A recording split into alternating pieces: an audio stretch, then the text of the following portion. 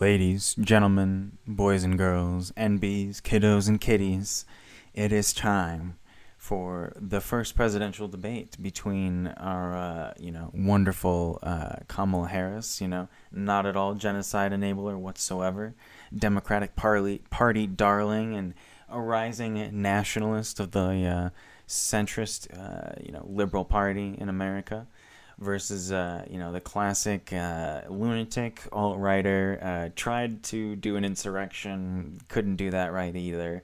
Seven bankruptcies. Donald Trump is on the other side of this. This will be my first watch, my raw footage to it. As you can see in the video here, it's not being watched live. I gonna do like a little. I'm a little late, but I'm still. I think it's about to wrap up here soon, so I'm not too far behind. Let's just jump right in and kind of see what's in store here. I have no idea. I have no idea what's about to happen. The only thing I saw is this little handshake that's about to come up, but other than that, I got nothing. So let's do this.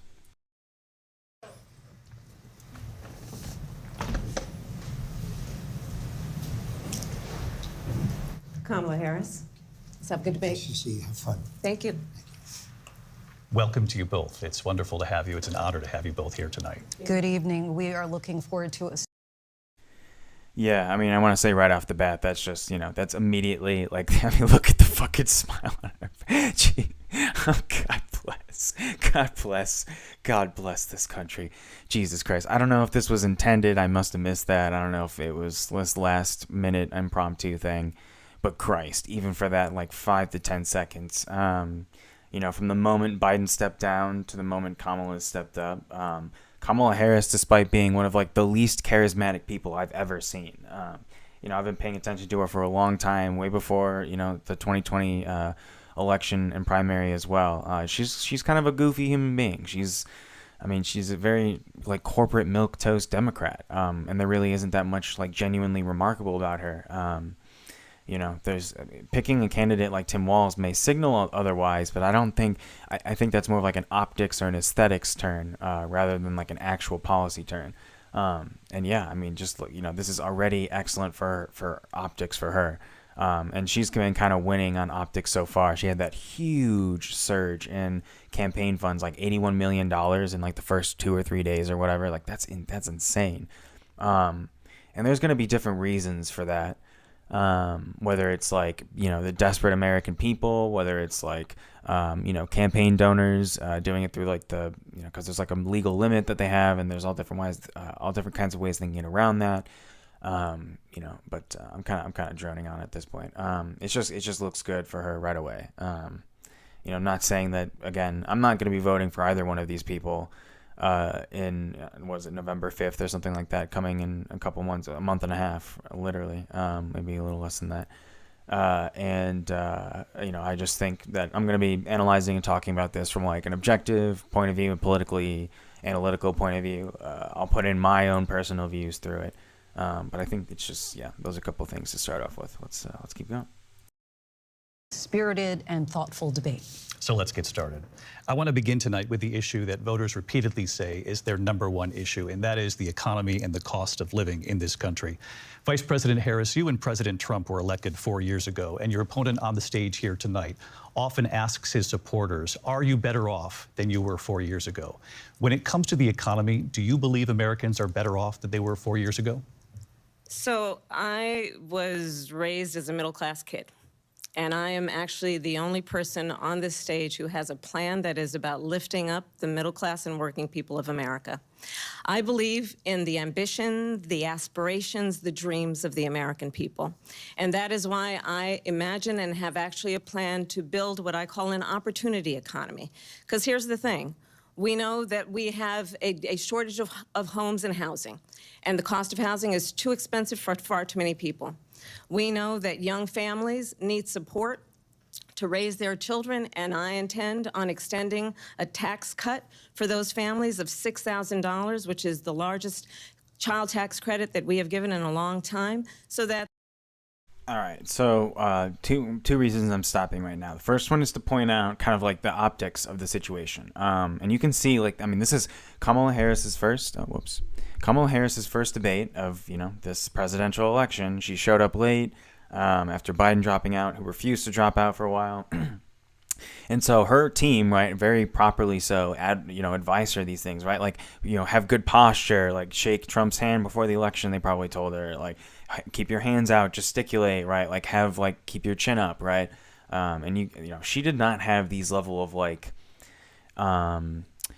what's like small little additions or changes to her behavior, demeanor in any way until this presidential election started ramping up.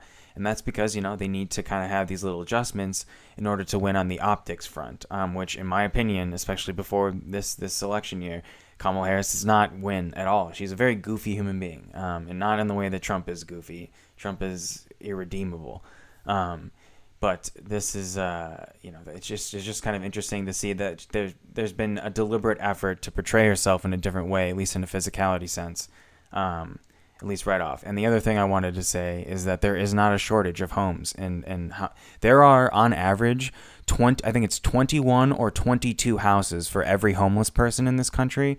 And it's like we have over at least 1 million homeless people. Like at least that's the recorded amount, right? It's way, way, way, way, way higher than that, which would reduce the ratio, right, of like only being 20 to 19 or whatever. But 21, 22 to 1.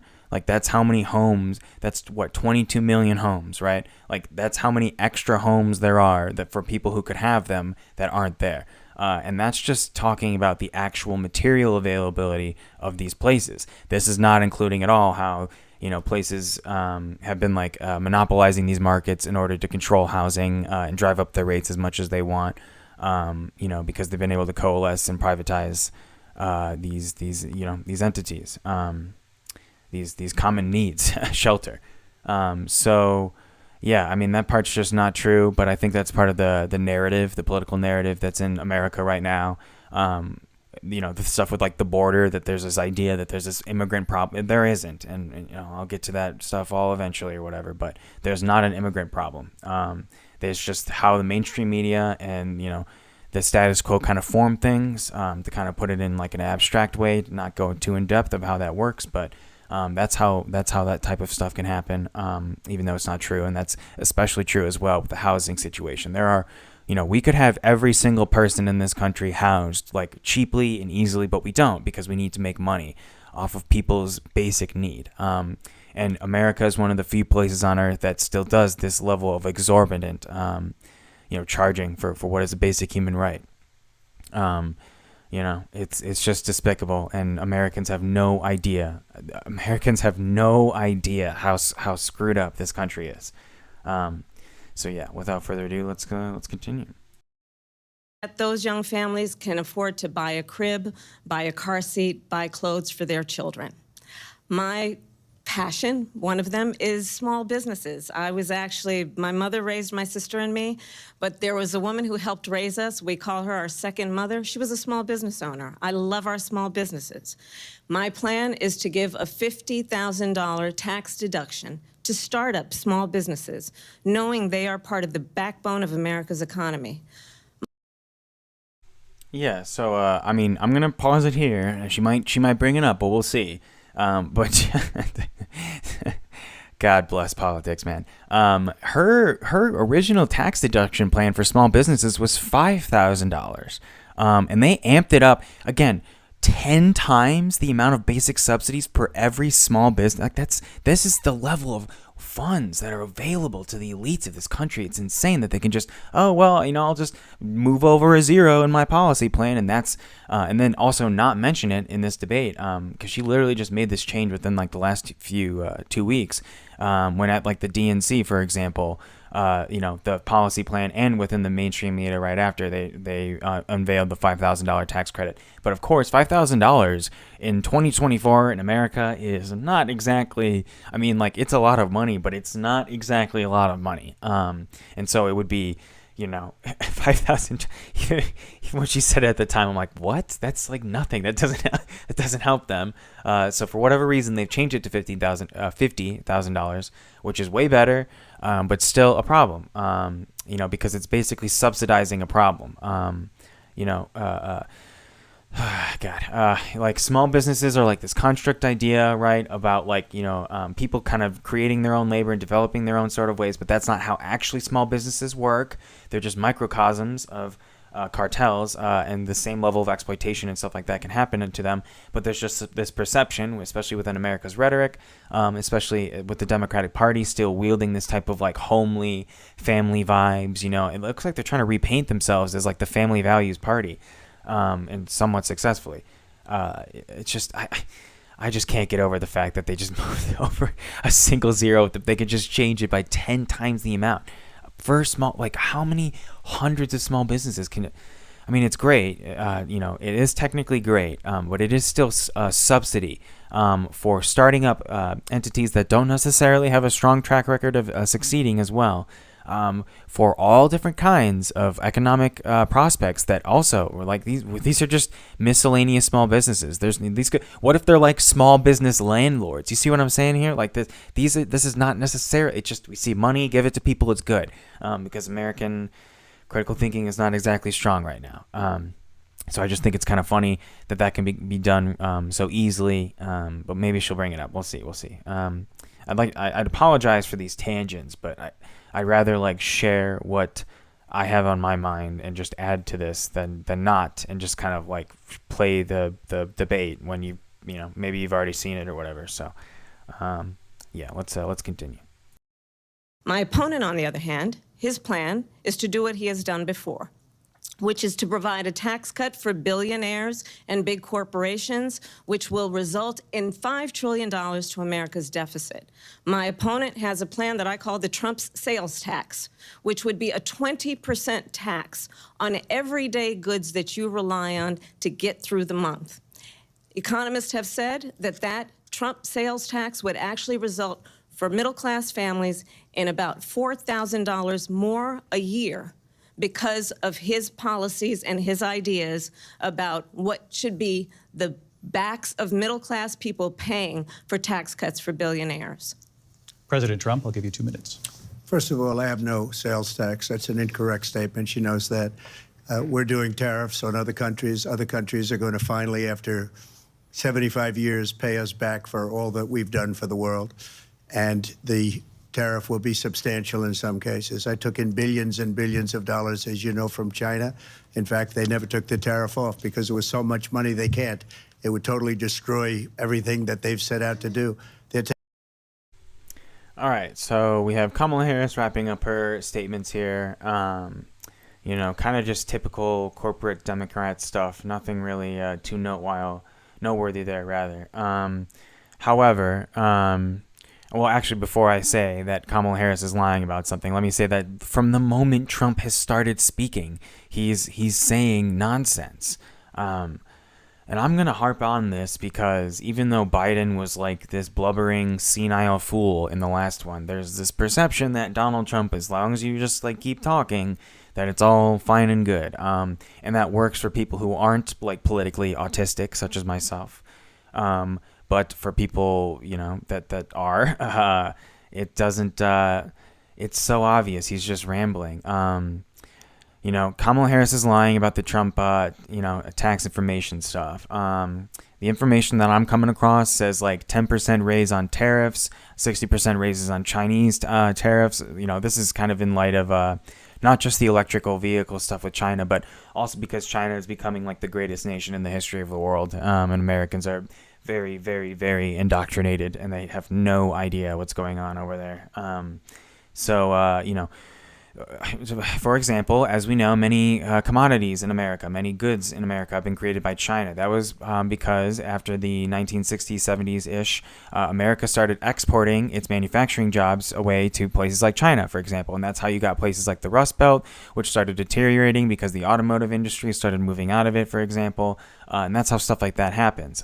So then the Chinese, right, was like, okay, well, I'll just like start making a bunch of. And also, I want to point this out. This is also an excellent military strategy because it's when you build up economic security in this kind of like binding way. Oh, look at how much trillions of dollars the Americans owe us, right? Like that's good policy for the Chinese, because it kind of puts America in like this interesting corner where they actually do have a solid control over America's economy, preventing, you know, despite what America is trying to say is like, oh, look at all these Chinese, look, we're gonna have to go defend Taiwan and invade China, and the United States has done all these little operations around China in their waters. Like, all of it's just nothing. Just trying to like convey the sense of like, those Chinese, they're bad, but they're not. They're literally single-handedly responsible for so many consumer goods we have here. And that's part of because of American policy decided to change that and bring them abroad. So now that China isn't just developing our goods, right? Because everybody likes to shit on Chinese goods and be like, they're so trashy and easily. It's like, bro, have you seen anything American made? Like, you have to be joking. Now that argument is especially not working because like you can see things like the Chinese electric vehicles and you're like, wow, look at that. That's amazing. That's incredible. So in a very it's not Republicans exclusively, but in a very typical Republican fashion, tariffs are often introduced when goods coming outside of, you know, especially in America, let's use the American context, you know, American Republicans, American conservatives, when goods that are better abroad, you know, kind of threaten competition, domestic competition with America, they will sometimes, what is nothing short of like this scrambling thing. I'd even go as far to call them as self-sanctions, and I'll explain why. You impose these tariffs, right, in order to, the idea in a very classic conservative economic thinking, it's like all idealist thinking, right? Like, well, if we make consumers pay more, then we'll be able to regenerate money for the government, and they'll be less likely to buy stuff abroad. And no, that's like not how anything works.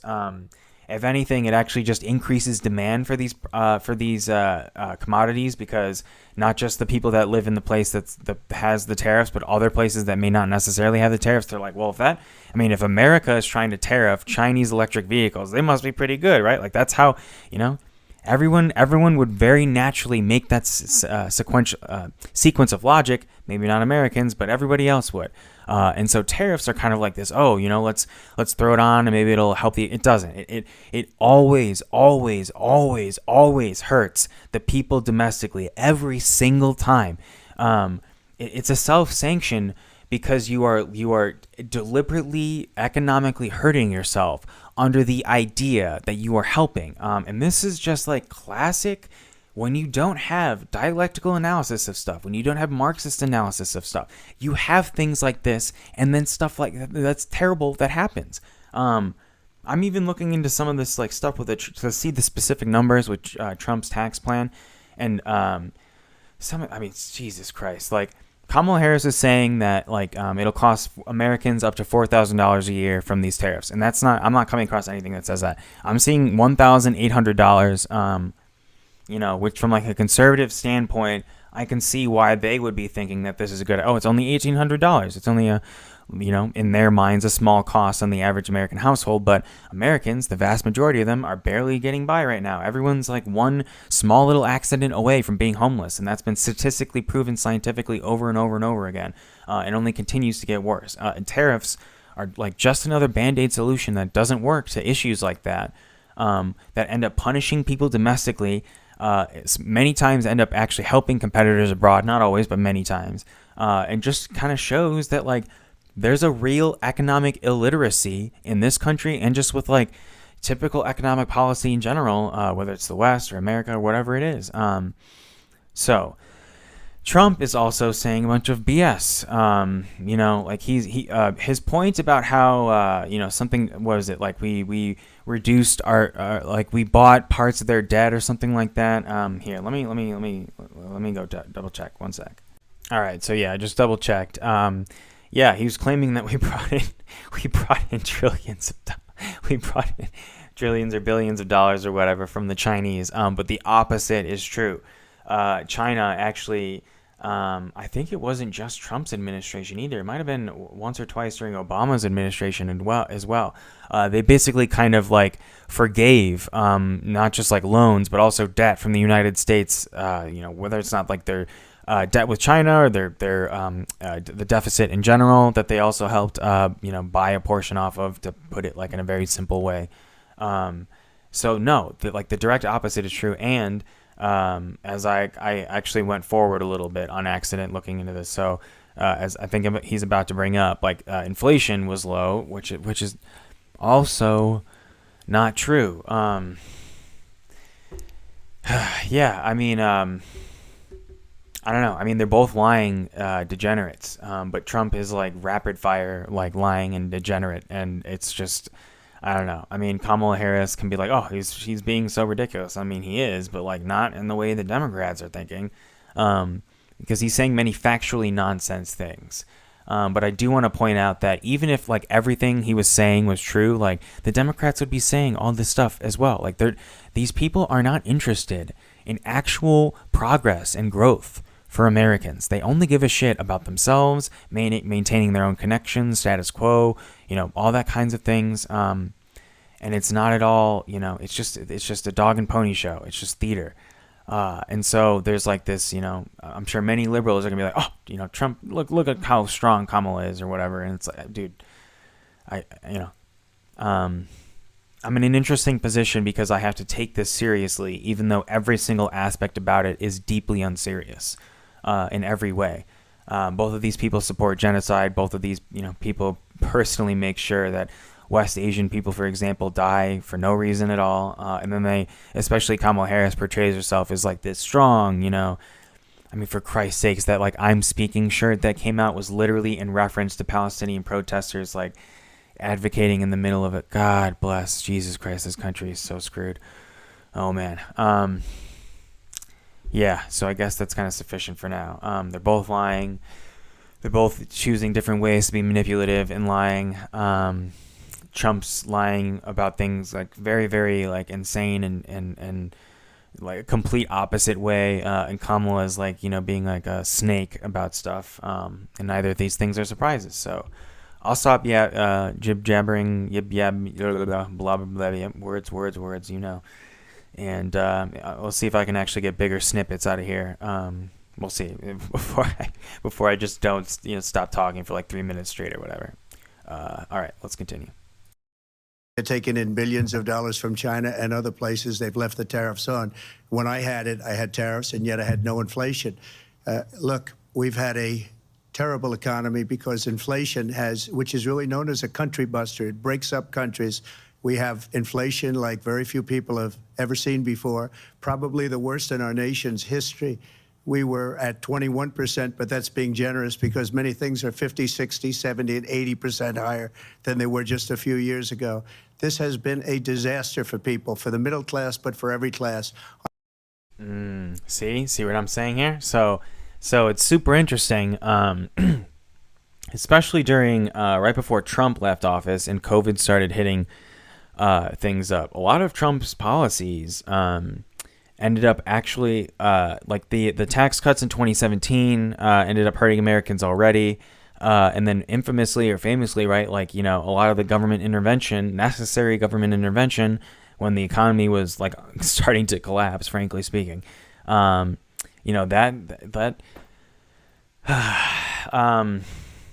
what's causing my hesitance is that when Trump says that like they have some of the highest inflation we've ever seen in our history, like that's true. But that's not like, like if we were to literally just flip that on like Biden was only president for 4 years. I mean, so was Trump, but Trump was literally just president. The economic trajectory of things is very much still on his plate, as any honest and sincere person would say, that it is with Biden. It's just that when I bring up this point is that it doesn't just go to Trump either. It goes to President Obama. It goes to President Bush. Like it's all of these people have a lot more responsibility with this than they might be conveying when they criticize or when they're deflecting criticism. However, at the same time, the president is only capable of so much, especially with the economy. At the end of the day, money runs America, not politicians. And if the federal government decided to go rogue, for example, in a lot of FDR's policies, like they will push back. They have the resources to push back, and they're not going to just like let, really what are essentially like profit losses for them, but just like really significant, progressive changes that like better people's lives and part of what makes capitalism so successful is keeping people miserable and believing that we can't do anything better than what we have right now. And that thrives in an environment like America, where you can use rhetoric like individuals and be like, look at all these opportunities that you have, blah, blah, blah. It's just like, look at all these homeless people. Don't think about them. And all kinds of other issues. Oh my God. Like there are so many, like, there's so much bullshit coming up from just a couple sentences that I can't cover all of these different corrections and like counterpoints to it. I guess just to like finish up with like, the president has a lot of power over the economy, but also doesn't at the same time. And so kind of just, oh my God, like, I mean, another tangent, right? Like, what about all the politicians in Congress and on the Supreme Court? Like, how do those appointments matter? How does the majority and minorities during the trajectory of the House of Representatives and the Senate matter? Like, all of these factors have a relevance to what we're talking about right now. But since Americans have been intentionally made to be ignorant for all different kinds of reasons, like the spectacle, the show of it, the girl boss energy, or like the strong alpha masculinity or whatever, it's going to be vibe checks for everybody. Instead of actually trying to, I mean, you can do that. It's just that you need to do that with like rational analysis. It's just that at the same time, like liberals who are obsessed with vibe, like Kamala Harris does not pass the vibe check, and like that's objective. And if you can't see that, I don't know how to help you anymore. Stop watching like procured and like highly edited interviews with her. She's a weird person, my dudes, my liberal not comrades. And I think if you think that there's gonna be like real there might be like small progress in some ways, but if you think there's going to be real progress under her presidency, I'm just going to warn you now that I don't think it's going to be like that. And part of what my argument is with that is saying that the Senate, the House of Representatives, the Supreme Court, the people who run the economy, the business owners like Jeff Bezos, Michael Bloomberg, Bill Gates, like those people have a whole lot more, even like the Federal Reserve, like way more power than the president does. The president can do a lot, and the president does have a lot of power, but there's a lot of disingenuous arguments that are being made when this type of rhetoric and word choice comes up. It seems I failed my mission to not talk continuously and stop every moment. But like I said, I just feel like there's so much to talk about. There's so much to add in. You can watch the debate like by itself if you want. But since things are in a very like interesting spot in America, I don't know. I feel like I have to step up and offer my like skills and knowledge in a lot of these areas. So I think that's everything for now. I'm trying to remember if there's anything else. Nope. We'll see what they do with China in a second here. I don't think there's anything else, so let's continue. On top of that, we have millions of people pouring into our country from prisons and jails, from mental institutions and insane asylums, and they're coming in and they're taking jobs that are occupied right now by African Americans and Hispanics, and also unions. Unions are going to be affected very. Yeah, look, I'll make this one short, but like this little small tidbit here, perfect example. Like it's just, I mean, Kamala Harris is like a slimy person, but her like, kind of like disbelief with how ridiculous he's being is very, very accurate. I mean, she's a political person. She knows enough about what's going on here. And it's notice as well, right? Trump is using his rhetoric about oh look, her policies are going to hurt the middle class. Her policies are going to hurt African Americans. He says Hispanics, African. I mean, I guess they're not Hispanic Americans because they're immigrants, but it's just like Hispanic people. I don't know, man. The advisors are doing a lot of heavy lifting behind the scenes, it seems.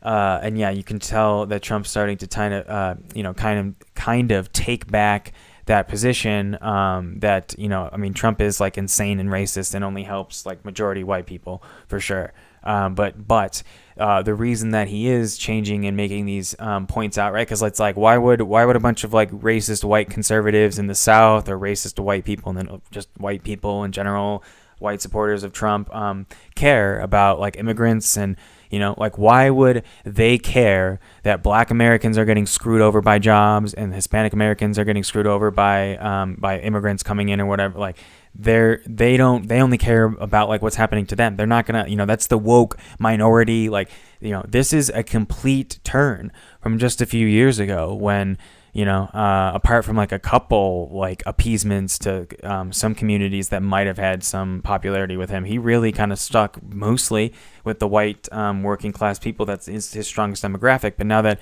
so much has changed, and a lot of white working class people have moved over to the Democrats because the Democrats are changing themselves into a more centrist leaning party, which I can get more into in the future. It's hard to explain. Maybe like describing them as more nationalist would be better. Yes, it's like they're more. Yes. I keep feeling like I need to not use the word nationalist, but I keep coming back to it because it's just true. Like advocating for NATO, talking about Ukraine, talking about supporting Israel, talking about tariffs, talking like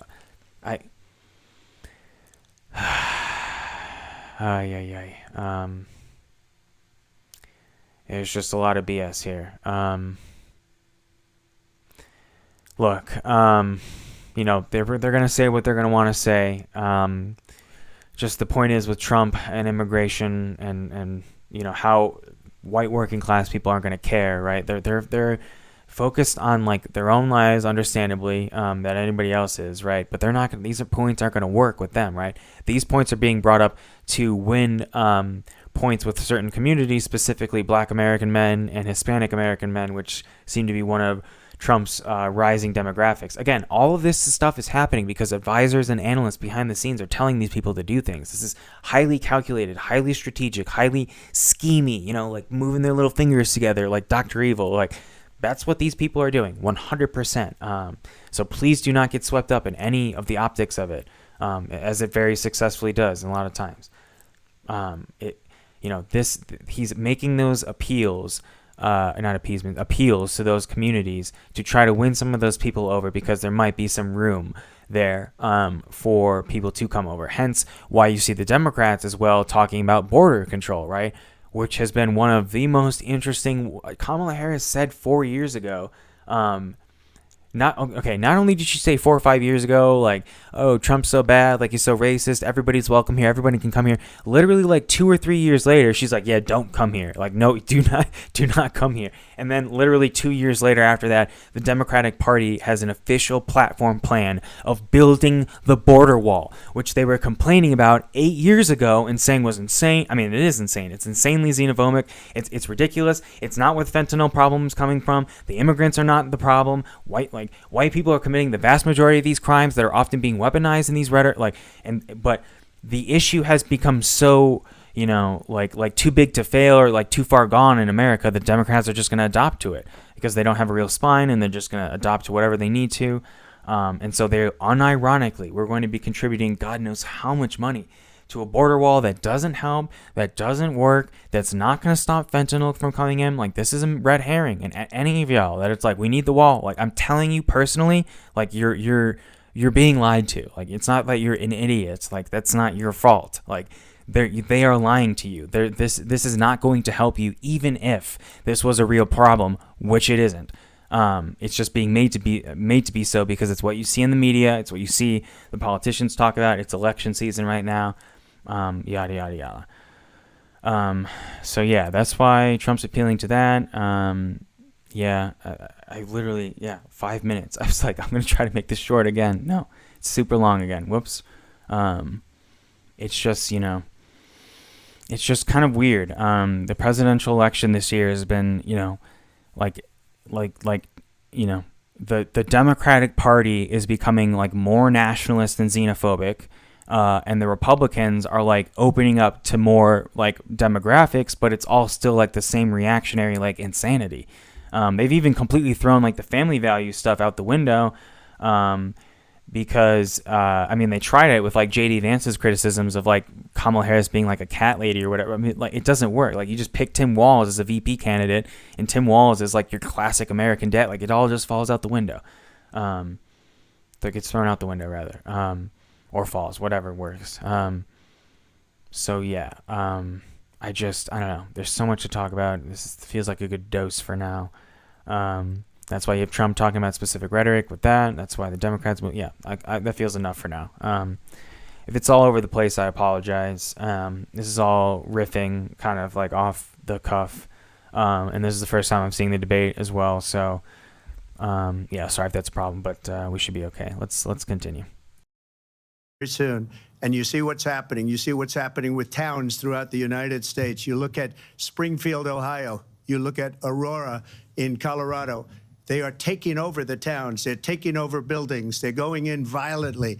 These are the people that Xi and Biden led into our country, and they're destroying our country. They're dangerous. They're at the highest level of criminality, and we have to get them out. Okay, yeah, I forgot to mention that. The coming from mental asylums and prison stuff. And, I mean, this is some pretty blatant, but it's so normalized in America that we're just like, oh, look at Trump go, blaming about immigrants. But no, we need the border wall, right? Because that's what Kamala Harris or liberals will say, right? Like, they weren't just like being like, wow, that's so racist and insane just a few years ago, now actively supporting the policy. And this is just like literally all over like 2015, 2016 again, where he's literally just being like, yeah, immigrants are rapists. They're not sending their best or whatever the hell he was saying. God, he's such a character. Jesus Christ. Clown, really.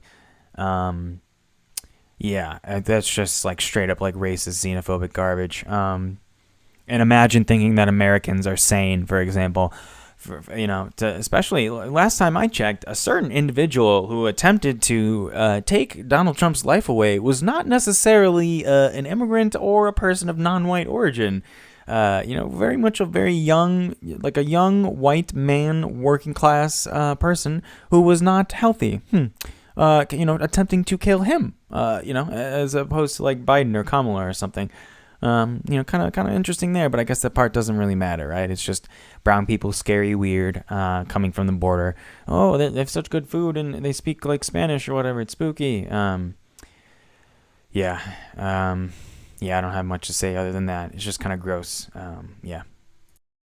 Out. We have to get them out fast. I created one of the greatest economies in the history of our country. I'll do it again and even better. We are going to get to immigration and border security during this debate, but I would like to let Vice President Harris respond on the economy here. Well, I would love to. Let's talk about what Donald Trump left us. Donald Trump left us the worst unemployment since the Great Depression. Donald Trump left us the worst public health epidemic in a century. Donald Trump left us the worst attack on our democracy since the Civil War. And what we have done is clean up Donald Trump's mess. What we have done and what I intend to do is build on what we know are the aspirations and the hopes of the American people. But I'm going to tell you all in this debate tonight, you're going to hear from the same old tired playbook, a bunch of lies, grievances, and name-calling. What you're going to hear tonight is a detailed and dangerous plan called Project 2025 that the former president intends on implementing if he were elected again. I believe very strongly that the American people want a president who understands the importance of bringing us together, knowing we have so much more in common than what separates us. And I pledge to you to be a president for all Americans. President Trump will get. All right, yeah. So, she literally just brought it up. And I don't know if that's part of her strategy or not, because the rhetoric about, she literally just, if I'm being a little honest here, I don't know if she was supposed to deliver all of those lines. Maybe she was. It definitely seems like a little bit there. But I would be willing to say that that's not the phrase I'm looking for. You're just pulling too many arrows from your quiver and you're firing too many shots. She should have saved those.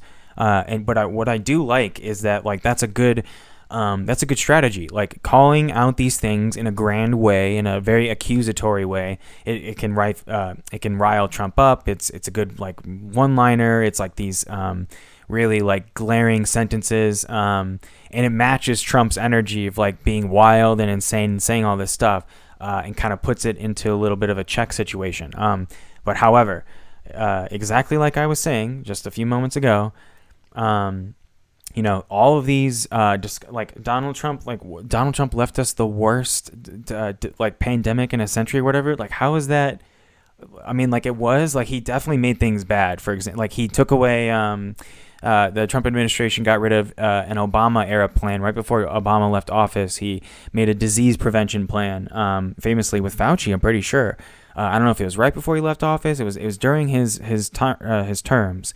And President Trump was like, yeah, we don't need that and then so when 2020 hits, part of the reason that, things were just so terrible, was because part of that plan, that entire thing was thrown out the window. And Trump didn't want to use it at all. He was telling people to use horse tranquilizer and hydroxycodone or whatever the hell that I don't remember what that was called. Inject that stuff into your veins, and like people died because of that. So yeah, I mean, point about it's like these are good ways of attacking your opponent for like the normies, for the normie perspective.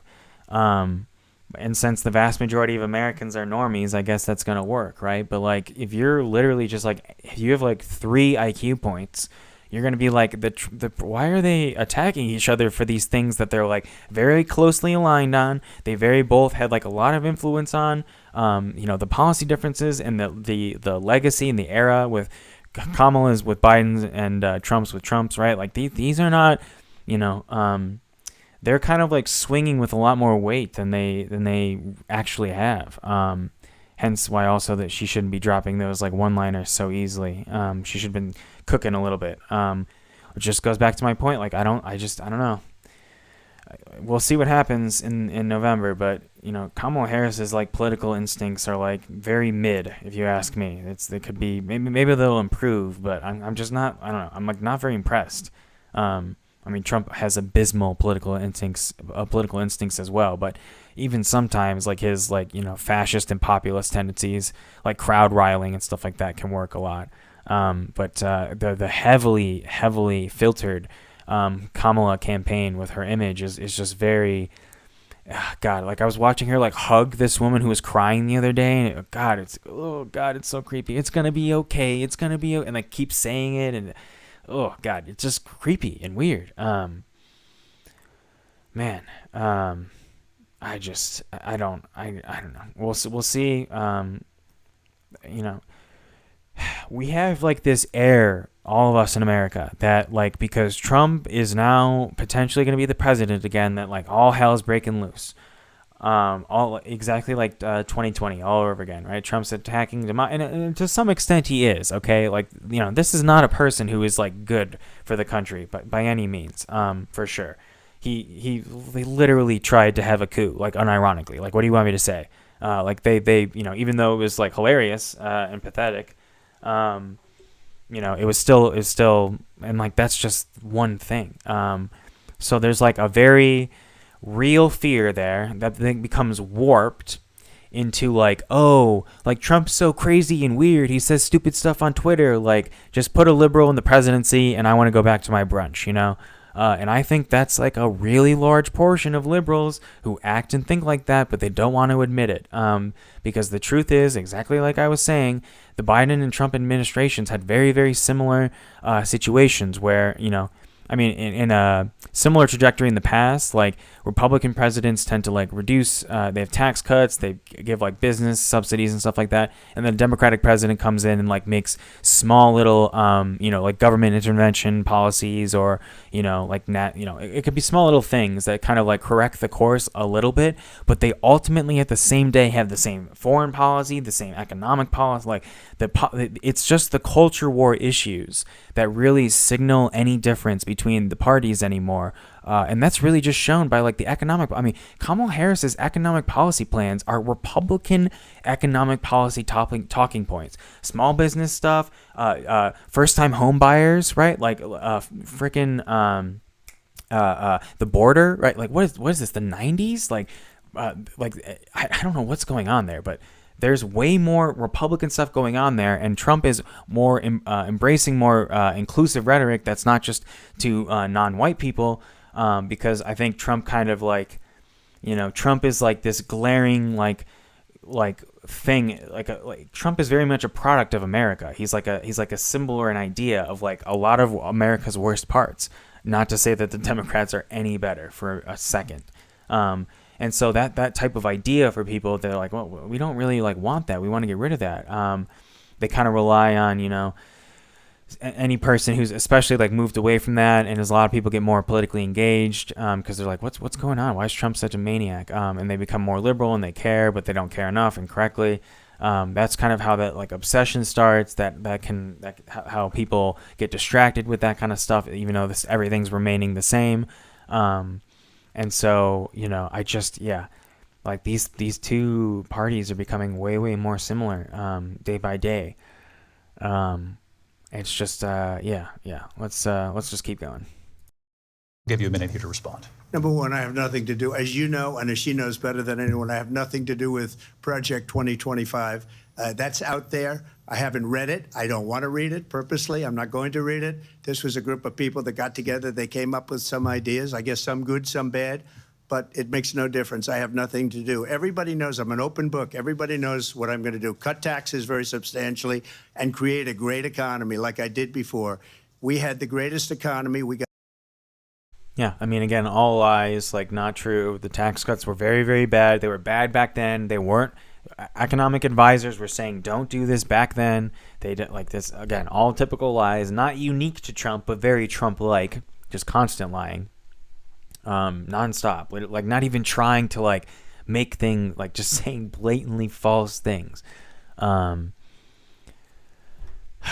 don't know how to like, this is so exhausting, right? Because like you can just like, it takes no energy at all to just be like, black people are inferior or whatever. And then you have to like sit there for like 15 minutes to explain all of these like little things. Cause you can't just be like, your opinion is stupid, shut up. Even though that's like how things should be. And so I have to like sit here and be like, this is how he's wrong. This is what he's lying about. This is like all because he's just being an asshole. Yeah, no, like the tax cuts were bad, inflation was bad, the economy was bad, the economy keeps getting worse. I explain why. I'll just let him spew more nonsense, I guess. Got hit with a pandemic, and the pandemic was not since 1917, where 100 million people died, has there been anything like it. We did a phenomenal job with the pandemic. We handed them over a country where the economy and where the stock market was higher than it was before the pandemic came in. Nobody's ever seen anything like it. We made ventilators for the entire world. We got gowns, we got masks, we did things that nobody thought possible. And people. My brother in Christ, this man on multiple occasions tried saying that the masks didn't work. He literally, my Lord. Oh Lord, oh my God! Like it's, and like so many Americans will just be like, "Well, I wasn't really paying attention and I kind of forgot." So maybe he's telling the truth. Like, no, it's ventilators for the entire. Like, no, I'm pretty sure we had to import stuff from China. I'm like, and Cuba too, if I'm not mistaken. I'll double check, but we didn't even like manufacture our own masks and stuff. Christ on a cross. Jesus Christ. So, I don't even know how to like respond to this. This isn't like, he can literally just like say all of this and like nobody's gonna like, I mean, Kamala Harris will say a bunch of BS, but it's not gonna change anything. Just like all nonsense, all lies, not true, completely deliberately lying. Not even like in a smooth or propaganda way, just like lying and wrong. Nonsense. But I guess that's how these things go. Let's continue. Give me credit for rebuilding the military. They give me credit for a lot of things, but not enough credit for the great job we did with the pandemic. But the only jobs they got were bounce back jobs. 1,100,000 Americans died from COVID, and that's just who died. I don't have the statistics on me for like who caught what and stuff, but that's why I'm pausing it. Like, people died. A disease killed people. Now, I mean, let me just say that like Americans weren't exactly like Americans really revealed during COVID that they are not the good guys, and I'm tired of like pretending that there's like this implicit idea that we are, because we are not, and we need to start accepting and seeing that. Yeah, no, I mean, he's deliberately lying, and people died. People, like, hundreds of thousands of Americans died because he was refused to be on top of this policy, to acknowledge it was a problem, because he started by saying it wasn't real and that it wasn't a real. Oh my God, Jesus! I'm literally remembering this. Like, he literally said it was not real, and the vaccines were gonna like make you gay or autistic or something, and like then oh my God! And then people died from the horse tranquilizer stuff and the hydroxychloroquine, blah blah blah, whatever the hell that stuff was called, hydroxychloroquine or something like that. Yeah, man, yeah, I don't know. I hope Trump is a lesson to everyone that free speech is not exactly a good idea. It can be a lot of the times, but what happens when this exists? What happens when this just keeps going on and on and on, and Democrats are just gonna be like, wow, look at how crazy Donald Trump is. He's so wrong. And not like address the issues at hand either, because the Republicans are fascists and the Democrats are enablers. So I'm so tired of this. Let's continue. With jobs bounced back, and it bounced back, and it went to their benefit. But I was the one that created them. They know it, and so does everybody else. Vice President Harris, I'll let you respond. So Donald Trump has no plan for you. And when you look at his economic plan, it's all about tax breaks for the richest people.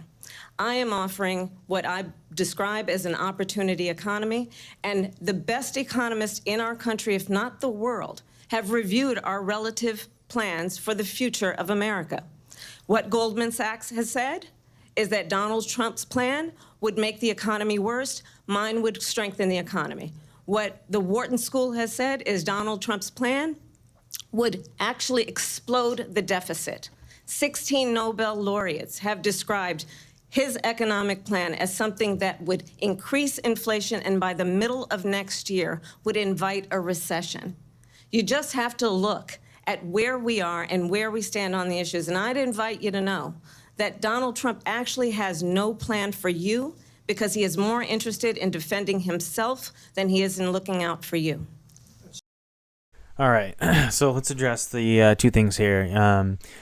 Her claim that Trump has no plan, which is somewhat true, very true. And all of her points about saying that it's bad for the economy, and I haven't double checked the specific stuff about Goldman Sachs and the 14 Nobel laureates, but I do know that what she's saying is true. Yeah, I mean, I think it's really important to highlight this because the Democrats are taking like the talking points and the actual discussion about the economy into their hands, which in the past was very kind of like a touchdown, or not a touchdown issue, just like a surface issue, and a surface level issue, and wouldn't be really dove into, and social progress and social issues would be discussed a lot more, especially in reaction to the Republicans. However, I'm under the impression that Donald Trump's presidency is, it could be beneficial for the wealthy. Here, let me put it this way. Like, Republicans and Democrats are not necessarily as like, the Republicans everyone used to think Republicans are better on the economy. That's like this idea that normal Americans used to have, but that was never true. But Democrats would never talk about the economy. Now that's changing where, you have to talk about the economy because things are going to crap in America, and nobody wants to admit it. And the Democrats have to include these concepts in their talking points, their policies, their campaigns if they want to get elected. And so, I think there might unironically be like more wealthy support, like really wealthy support for Kamala Harris than Trump, because Donald Trump is kind of a wild card. He's kind of like a firecracker. He'll go assassinate like an Iranian general for like approval points if he wants to.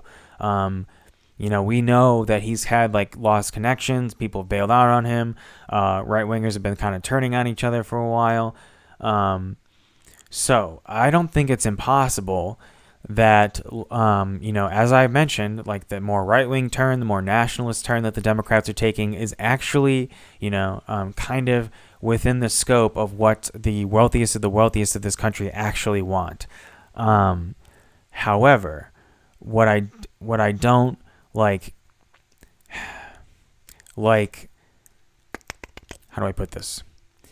Like, it might be better for them to have Kamala Harris, instead of Trump, because her method of stimulating the economy will be more beneficial to these to the wealthy, right? And how is that true, right? It's because of these subsidies and these economic policies that are coming in, that are deliberately, as she says, focused on the middle class, focused on opportunity opportunity economy, and so, she's going to, it unironically seems like the Democrats are becoming like the business party, and more economic facing, more focused on that stuff. And I don't know if that's because of like the actual like economy in America is terrible, has been terrible, keeps getting worse, yada yada, or if that's just to like win voters, if it's like a optics thing, like I don't know, right? Because this is Kamala Harris's first debate. She just showed up. This is she is the vice president of the incumbent, but she is there's no longer an incumbent Democrat. So things are a little changed now, but I think those if Americans are like distracted, bread and circus type stuff, right? Like if they're distracted and they're like satiated, like they're not going to lose their crap, right? If Americans are dealing with like the insanity on Twitter with Trump's nonsense, if there's like hillbilly coups happening like that, that's arguably worse in some ways. It's not, not entirely. But what I'm trying to explain and say is that like there is not a whole lot of difference in economic policy with these two individuals, but Trump is insane and like bizarre and wild. And so Kamala Harris will kind of like get in line exactly like Biden, actually. Hence why in the 2016 and the 2020 elections, Bernie Sanders, like everybody, like they literally just all tried to coalesce around making sure Bernie Sanders would not get the nomination, and having all those candidates drop out. And then coalescing around Biden and endorsing Biden, and then essentially doing like a covert coup, basically to like get him in the lead before Senator Sanders dropped out, and then of course endorsed Joe Biden, which. Yeah, I mean, if he's going to be saying things like, yeah, it's great to see that Liv Cheney, I forgot what her name is, Mrs. Cheney, was like supporting Kamala Harris. I mean, again, another like Dick Cheney's wife is like supporting Kamala Harris for president. Like what other evidence do you need from me? Okay. Like these are very clearly right wing or centrist or nationalist, however you want to put it. Like if the Democrats had any semblance of left leaning whatsoever, right? All in policy, all in trajectory, right? And then they can placate the base with like a Walls pick, mention stuff like we need to get the ceasefire done. like President Biden hasn't been personally citing hundreds and hundreds and hundreds of billions of dollars in package deals to Israel nonstop during this entire genocide for almost a year now. Yeah, I really don't think. I don't think, it's just weird to see the Democrats becoming so much more conservative. I guess it's not that weird, but, hopefully like my explanation about why it could potentially be worse for Trump to be president, in regards to like the image destabilization route and like idea, right? Hopefully that kind of makes more sense why, people would pick, somebody like Kamala Harris. I mean, again, and people don't remember this because everybody thinks that like, oh, Barack Obama, like he's so charismatic and like he gave us like Obamacare or whatever, but he didn't close Guantanamo. He blew up a hospital with innocent people in it. He had the highest.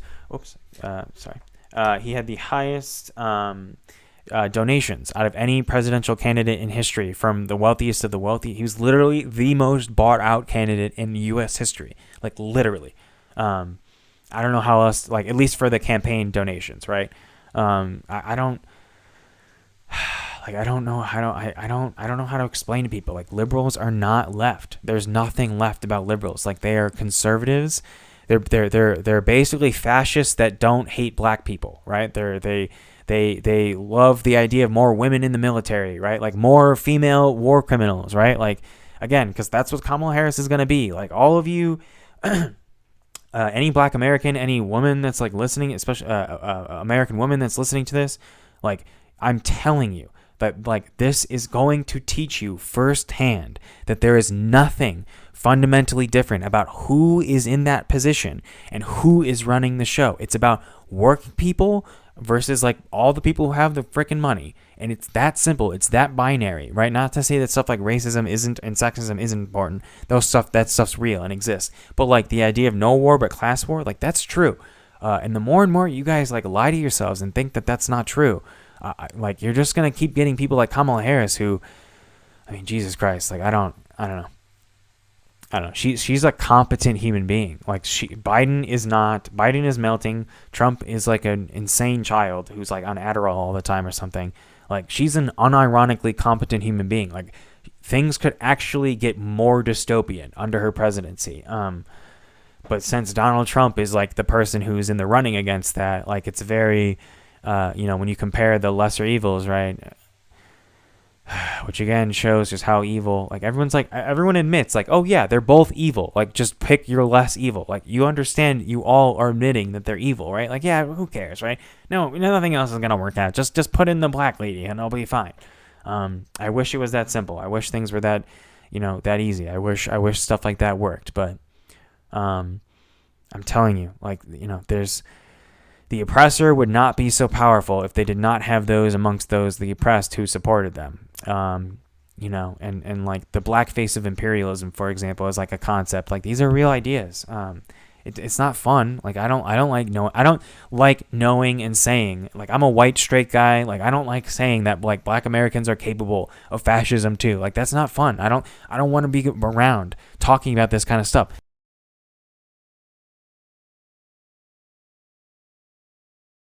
What's actually going on, and we're going to keep talking about the things that we think are going on, which is just what everybody in power wants. Okay, we have to take these things into our own hands. We have to think about these things autonomously. We have to think about them in a critical, independent way. And like, if you're not going to do that, like, you're not serious and you're part of the problem. Okay, all right, thank you. Let's continue. It's just a soundbite. They gave her that to say.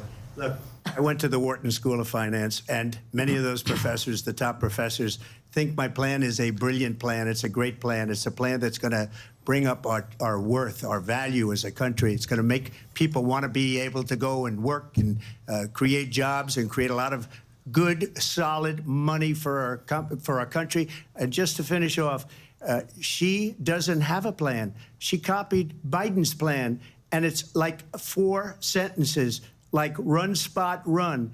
4 sentences that are just, oh, we'll try and lower taxes. She doesn't have a plan. Take a look at her plan. She doesn't have a plan. Mr. President. Look, say what you will. Like he's literally he's telling the truth. Like that's actually what happened. There was like a typo error. Like when they put up Kamala Harris's campaign on her campaign website, they literally copy and pasted like all of Biden's campaign policies and promises and ideas and all that stuff, and just put it into her thing. And then they didn't realize that there was like an indication of that or some kind of like spelling issue, I forgot, in it until like a day or two later when they fixed it. So I mean, he's telling the truth. Like that's actually happened. But she's going to portray like it's ridiculous because Trump is ridiculous, right? As I'm explaining, right? And so playing in the spectacle, playing into the politics and the theater of it all, right? He is literally, I can't stress this enough. Like Donald Trump just told the truth, okay? Like that's actually what fucking happened, okay? Like that's like he's literally. Wow, God, America is so screwed. We are so cooked. Oh my God. I can't believe I just said that sentence out loud. Like that's literally, he's kind of being a weasel about it, but he's telling the truth. She has like a plan, at least an idea.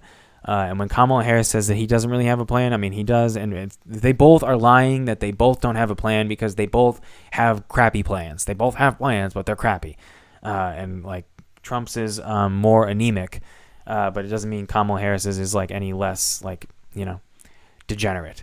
That's just like, she has to convey and portray with their body language and, like face and everything like that, language that like this Trump is ridiculous because he is. She needs to portray strength. But when you do stuff like that and then ends up having this moment here where like he's literally, I mean, I don't even know if she knows that that's like what happened. Like maybe she doesn't, but I'm pretty sure she probably knows that. And that's Yeah, he just told the truth. I can't believe I just said that.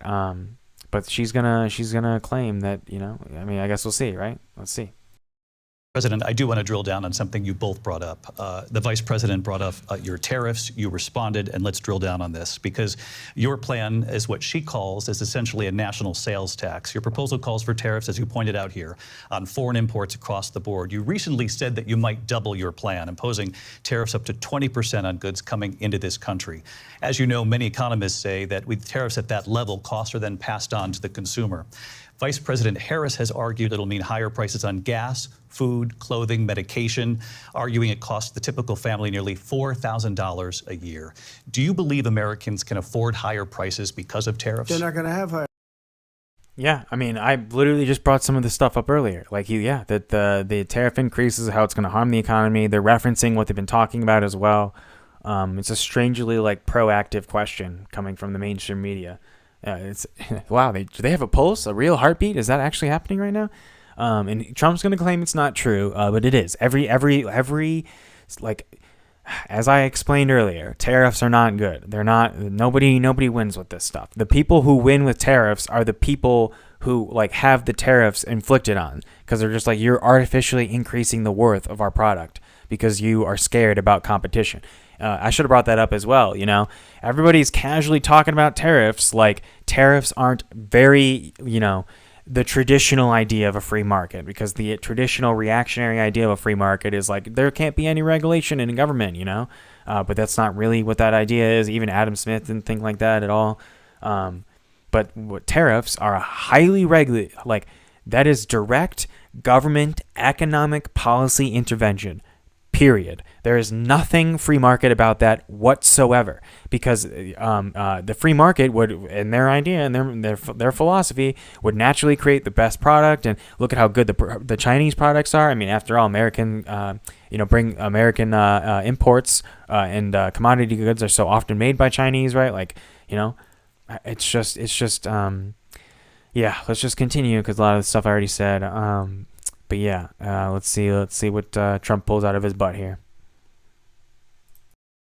Higher prices. What's going to have and who's going to have higher prices is China and all of the countries that have been ripping us off for years. I was the only president ever. China was paying us hundreds of billions of dollars, and so were other countries. And, if she doesn't like them, they should have gone out and they should have immediately cut the tariffs. But those tariffs are there 3.5 years now under their administration. We are going to take in billions of dollars, hundreds of billions of dollars. I had no inflation, virtually no inflation. They had the highest inflation perhaps in the history of our country, because I've never seen a worse period of time. People can't go out and buy cereal or bacon or eggs or anything else. The people of our country are absolutely dying with what they've done. They've destroyed the economy. And all you have to do is look at a poll. The polls say 80 and 85 and even 90% that the Trump economy was great, that their economy was terrible. Vice President Harris, I do want to. All right. So one thing I do wanna say, when Trump uses the point about 80 to 85, 90% of Americans say the economy was better, I don't know if that's true or not, but let's say it is, right? The problem with surveys and asking Americans question, if you ask an Americans question in a survey and it's are you able to pay for things? Are you able to eat? That's just a basic question, right? But if you ask Americans, was the economy better under Trump? Excuse me. Wow, hopefully that wasn't too loud. Excuse me. Think about it, right? COVID happened in 2020.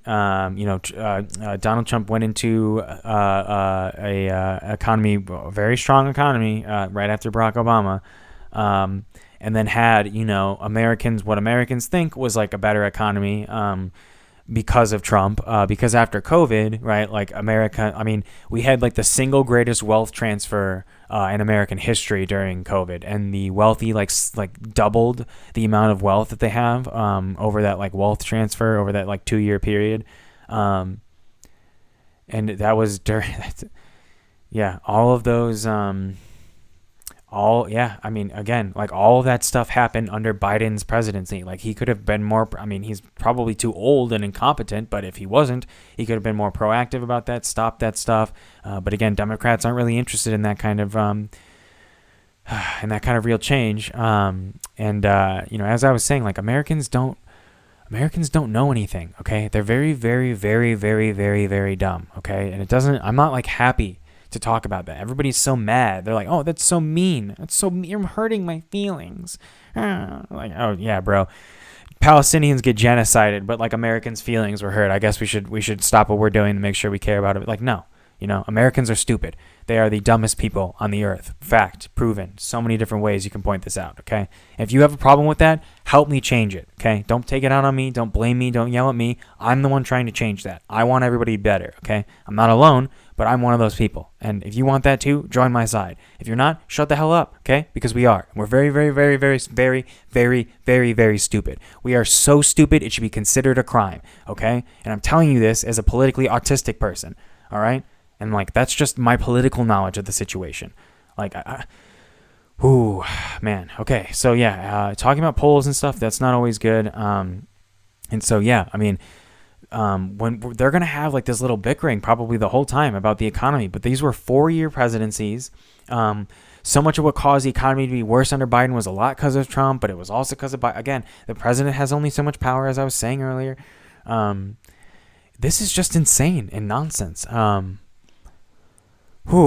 Man, we need a revolution, my guys. Like yesterday, and not like Bernie Sanders either. Not shining path like the path to communism will be paved in the blood of I don't know. I forgot what that guy said. Gonzalo, I think, said it.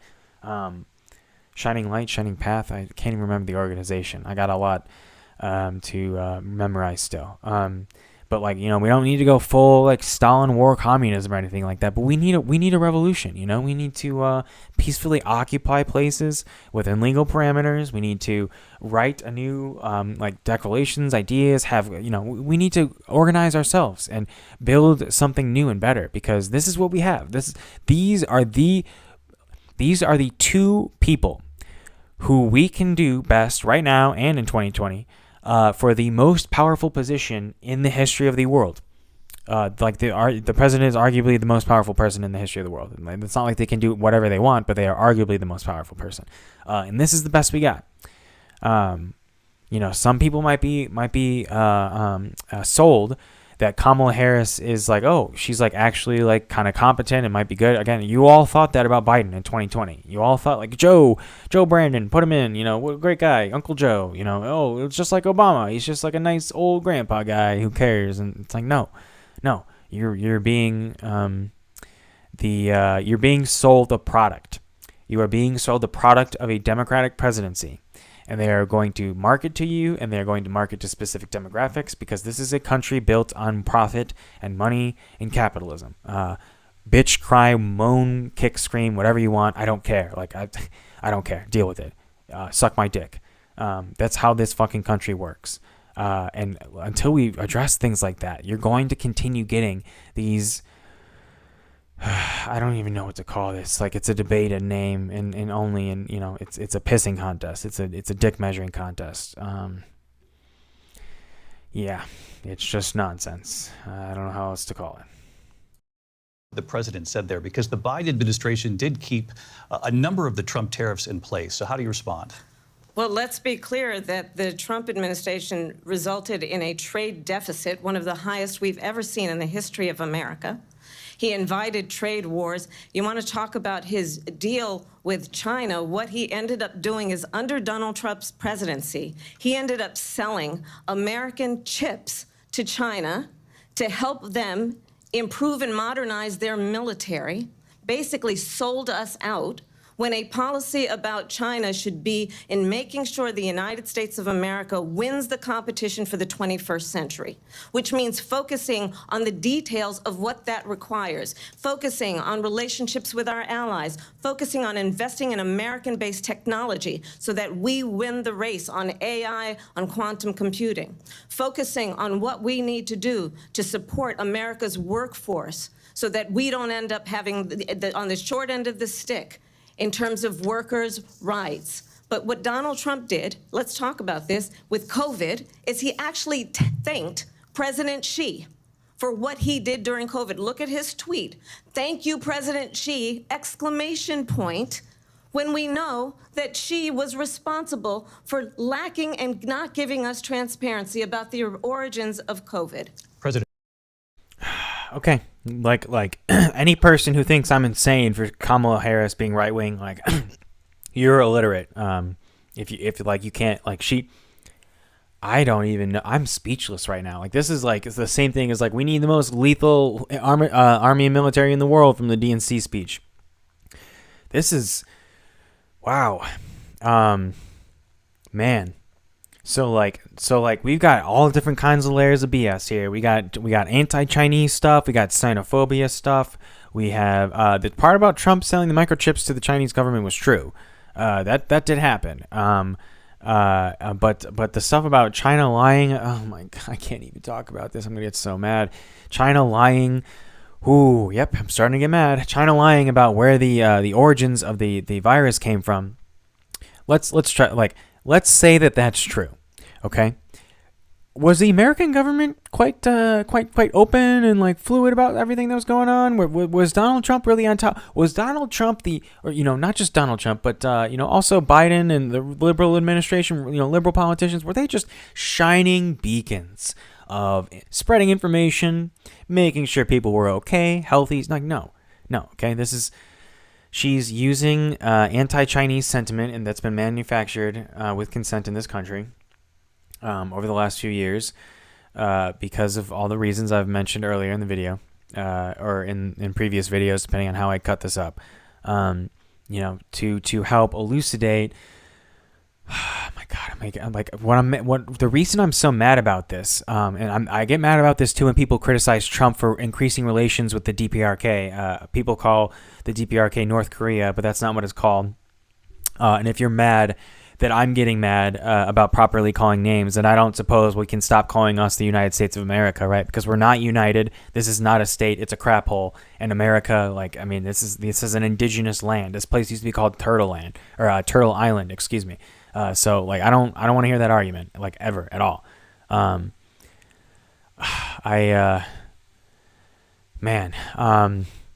When these leaders meet with people that even seem evil, that's not necessarily bad. These are not necessarily he improved relations with the DPRK. He improved relations with China. That's when he was saying thank you, Xi. Because the Democrats love to be all he's being sold out by China and Russia owns him. They're not. The Democrats aren't dealing with the same BS. They're not doing the same. Excuse me. They're not doing the same bought and sold out politics, right? But they're gonna do in this debate the whole time, they can weave little pieces of information and wield it against each other and lie and kind of create this image that it's a bad thing to be on good terms with China and the DPRK. And both of these things are false, objectively. It's just not obvious to Americans because Americans are I don't know. They're like a kid stuck in a bad divorce right now or something, and it's just the powers that be are vying for power, and they just gotta keep Americans ignorant about everything. Because if they just 2 seconds of thinking about this, it's isn't it kind of low key a good thing? But no, because China's evil, right? And they created the Wuhan virus or whatever the hell. Oh man, I don't even know. Yeah. I don't know. This is just insane. I would even go as far to say it's racist against the Chinese, but nobody's going to take my accusations about an American black woman calling Chinese people derogatory and offensive stuff as racist, because the status and discourse of things in America right now is just not advanced enough for that kind of conversation yet, at least so far, in my opinion. Yeah, that's I don't know. I feel every time Kamala Harris speaks and stuff, or she starts to cook, she always disappoints me every time. And just kind of shows that she's kind of like a rat, and just willing to say not it's just gross. I mean, so is Trump. Both of these people do not deserve happy good lives. Okay, They just don't.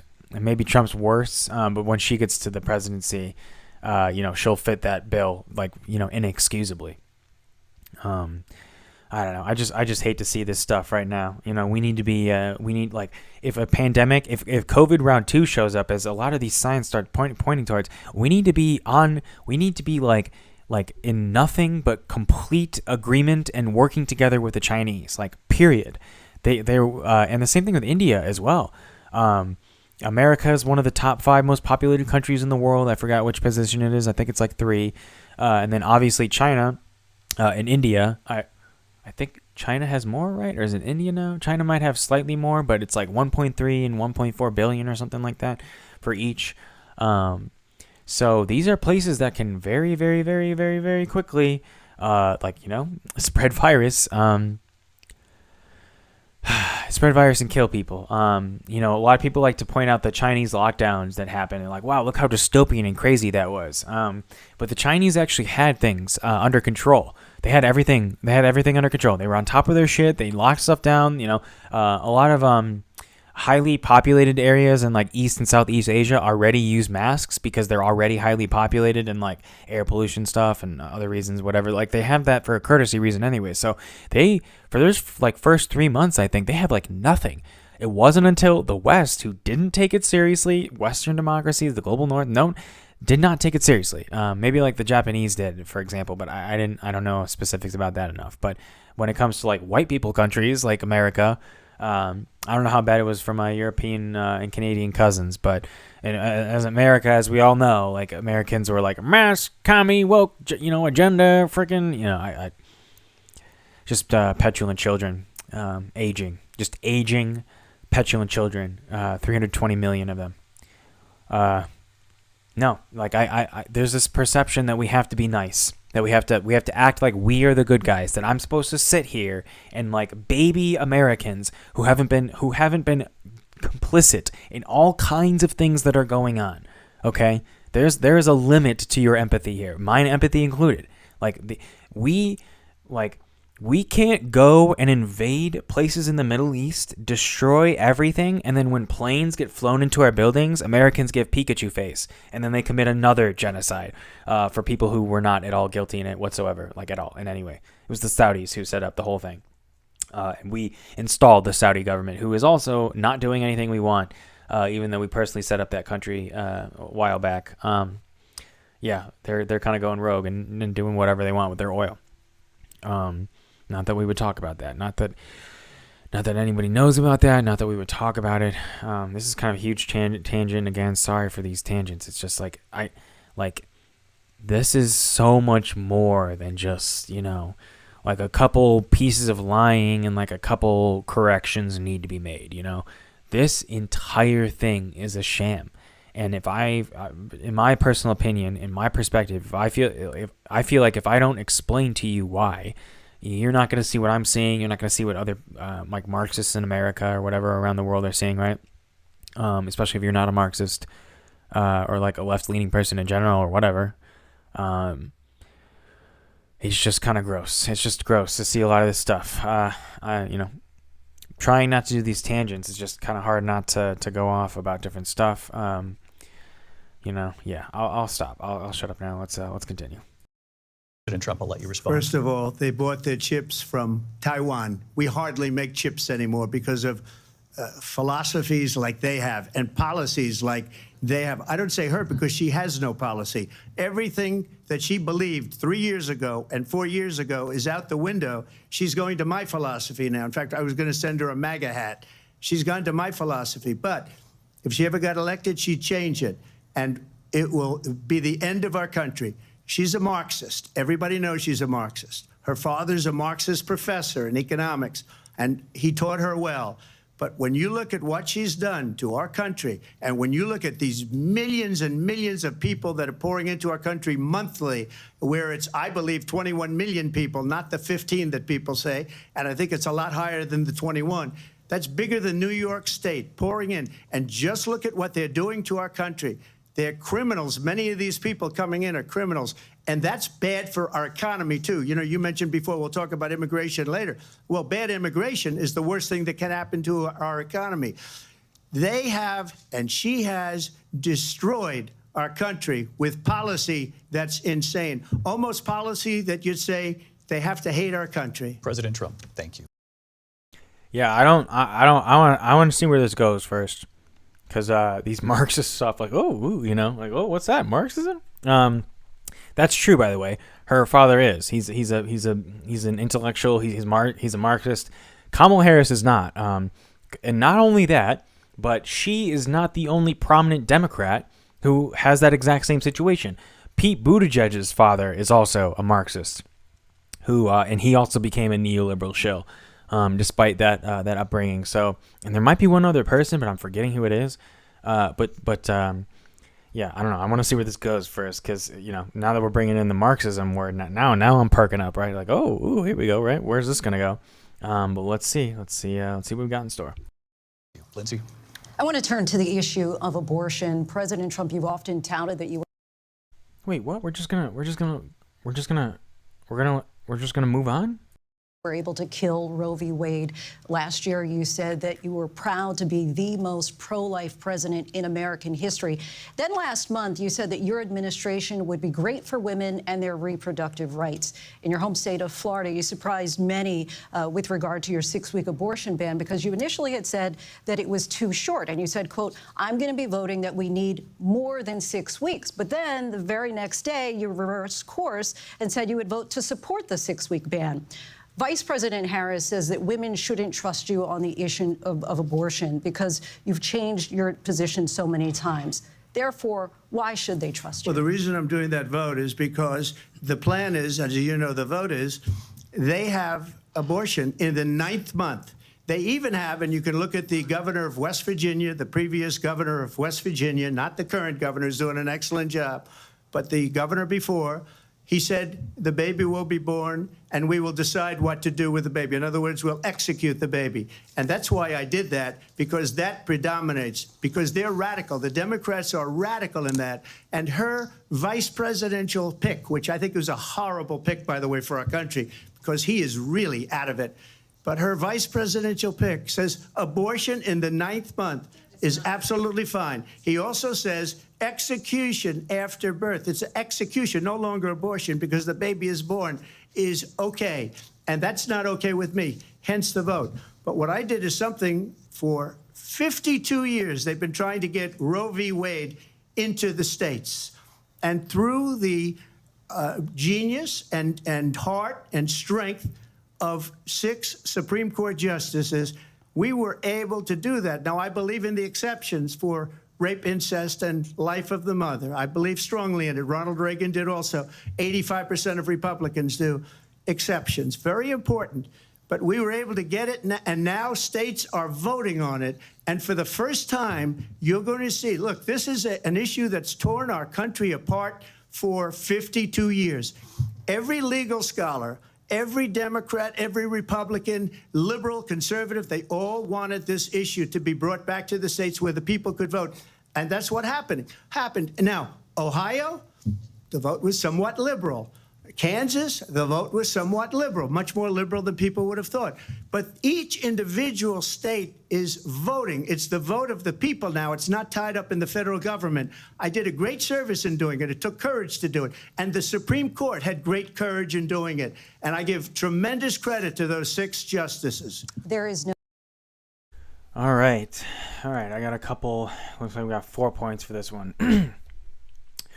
So the first one is that the vast majority of Americans regret the overturning. Like, they're very mad about Roe v. Wade being overturned from the Supreme Court. Who, again, yeah, I mean, it was a 6-3, like, conservative to liberal justice. Like, I gotta, I'm team liberal for this one.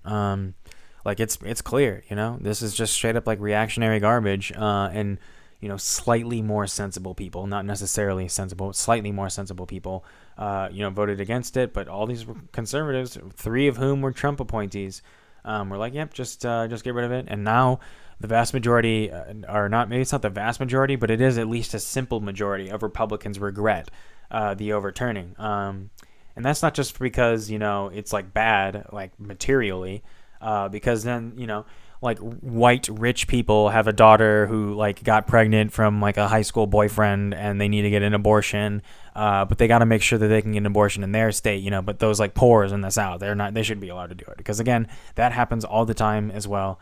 But when that does happen, conservatives and Republicans, the classic issue with conservatives and Republicans every time, and I say this all the time, it's they don't care until it happens to them. They don't. Everything is just like this boogeyman, stupid thing that doesn't matter, and it's completely out the. But the moment it happens to them, suddenly they care. Suddenly, it's like, oh well, there's nothing, no phenomenon going on there. And abortion is one of the biggest, examples of that. Whoops,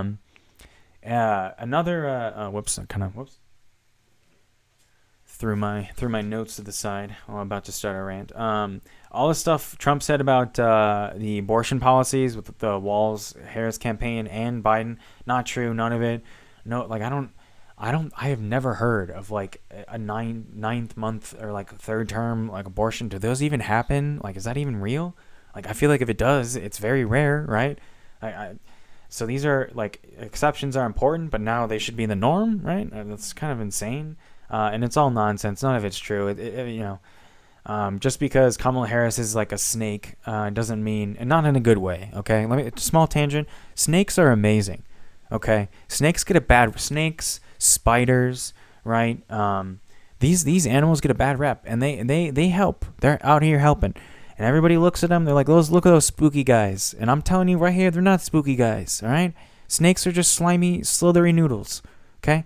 And spiders, creepy crawly little guys. They're just crabs. They're a little creepier. That's it. That's all they are. Okay, leave them alone. All right. Small, unbelievably unimportant tangent, but like I've just been such a supporter of like spoopy doopy animals for so long. Everybody hates them, but it's like, why? What? Chill, breathe, take a second. So, concluding that or ignoring that, whatever you want to say. Kamala Harris may be a snake, but she's right to kind of portray a good body like language and convey that this is what he's saying is garbage, because it is. It's just that sometimes he's going to say things that are true, and I don't even know if I don't know. I mean, these are American politicians and American president. Like these, I'm going to say this because it's not because I'm cool or better. It's because America is a crap hole. But like these people aren't. Like, I am more politically competent in some ways than they are, right? And that's because of how bad things are and how just how bad things are in America right now. And so I don't know if Kamala Harris has like the mental awareness and like a House of Cards style to be thinking about, make sure to have that body language out, portray, strong, but then also be stoic when he says stuff that's true. Does she know what stuff's actually true? I don't know, because this is all happening very last minute. And while they're doing an okay job at like kind of cleaning up the mess and making somewhat of a campaign out of her run, it's still very, rough around the edges, obviously. And then the last thing I wanted to bring up, and nobody ever talks about this ever with states' rights issues, because conservatives love to talk about whenever the conservatives don't like the federal government, but they recognize an issue must be dealt with, they just say states' rights. Whether it's like slavery or abortion or whatever the hell it is. Again, it's not like liberals weren't supporting slavery back then, for example. But you get, people who support and actively want the status quo. Like, that's conservatism, right? And that is the stuff that they support because it's a loophole for them. They can say, oh, like, we understand, just give it to the states. The states can determine it, right? But obviously, to any person who has any brain cells whatsoever, it's insane. Because, and to just kind of put it in a really clear and succinct way, geography, okay? Like, just think about geography for 2 frickin' seconds. My fellow Americans, I love you. I will fight and die for you. But you are so stupid. Think for 2 seconds, okay? States' rights? States are little squares drawn on a map. Little squares and shapes drawn on a map. And there are 320 million people in this country. Right? Like imagine if like a high populated state like California or Illinois was actually Republican, right? Imagine how many millions of people would be affected by all that. Like, thank God that there's like enough fucking like slightly liberal people to be like, no, we need it. Like, this is a human right. We have to. A human right is up for debate. Wow. Always good stuff. even if it was in one of those places, right? Like, look at all those people, right? Well, since there's not enough, conservative states tend to be not always lower population, but tend to be, not always. Depends, right? Like, there's swing states and stuff like that. When you offshore, for lack of a better word, you just like dismiss, you offload your problem, export your problem to someone else, right? You just send it to the states. You are not dealing with abortion. You are making abortion a geography issue in the United States, okay? I'm the first person I have ever heard who has like talked about this in this way. I've never, ever come across anybody who's dealing with this. Like they give good arguments about why the federal government needs to like be involved, but you don't get to the crux of the issue. Just point out that people are like real and they exist in one place. And like, if you move 2 miles to a different state, that state has all these different changes. Like, this is a bad way to run things, okay? But since federalism and centralism are terrifying concepts to Americans since the dawn of our labor aristocratic white supremacist nation, this crap hole we call home,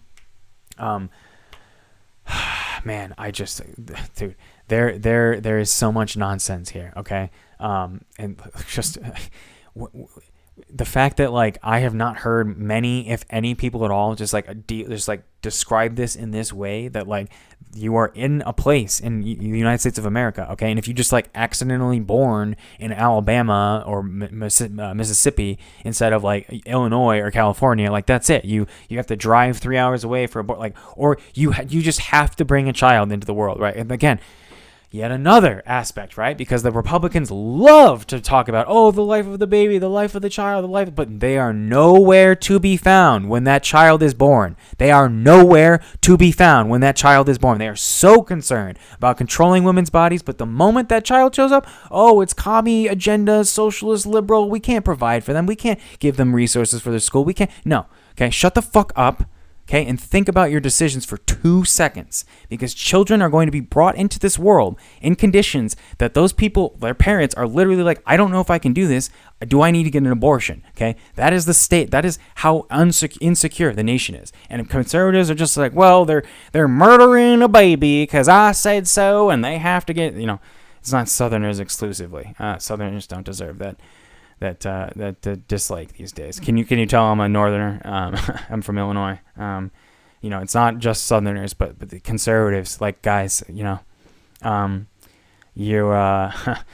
are trying to change your minds because we do not want you to be a lost cause, because the lost cause causes us to engage in a solution you are not going to. We don't like it. You may think we like it, but we don't like it either. But you are definitely not going to like it. I don't need to explain more. Assuming you don't want that, I suggest you listen, okay? And I know you guys. I've lived around. I've been raised by. I know you, okay? I know you think you are good people, and I know you want to be good people, but you are not.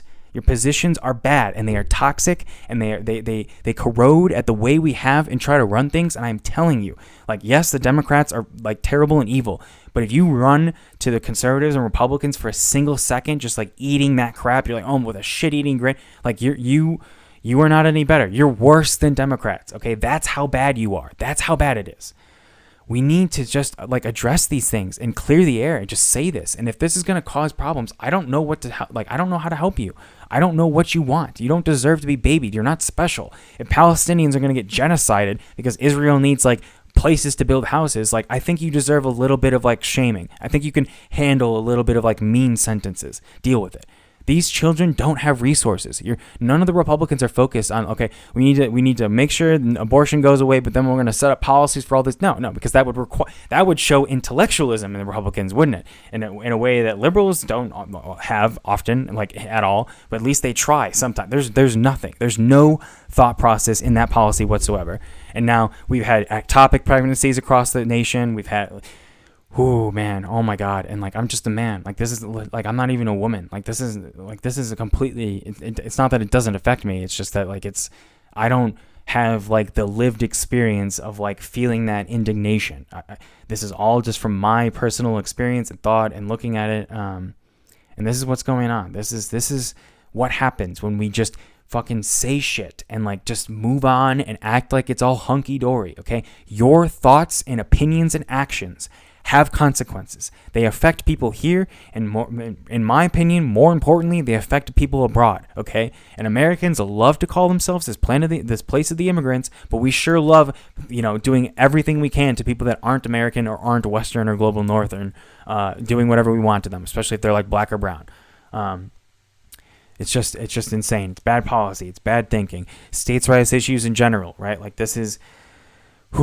Man, it is such bad policy. It's such bad thinking. It's just bad in general. We need to think about these things, guys. We have to.